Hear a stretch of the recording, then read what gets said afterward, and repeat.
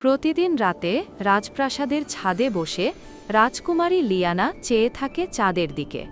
তার বিশ্বাস মা কোথাও ওই চাঁদেরই আলোর আড়ালে আছেন। এক রাত হঠাৎ করে একটি তারা ঝরে পড়ে, আর তার আলোর মাঝে হাজির হয় স্টার ইউনিকর্ন। সে বলে, চলো তোমার সত্যি খুঁজে আনি। চাঁদের আলোয় তৈরি হয় এক সিঁড়ি, যা নিয়ে যায় আকাশের পথে। লিয়ানা আর ইউনিকর্ন উড়াল দেয়, কিন্তু মাঝপথে পড়ে তারা ছায়ার এক জগতে, যেখানে ভয় আর ভুল স্মৃতি আটকে রাখে পথ। কিন্তু লিয়ানা থেমে যায় না। ভালোবাসা আর সাহস দিয়ে সে ছায়া ভেঙে এগিয়ে যায়।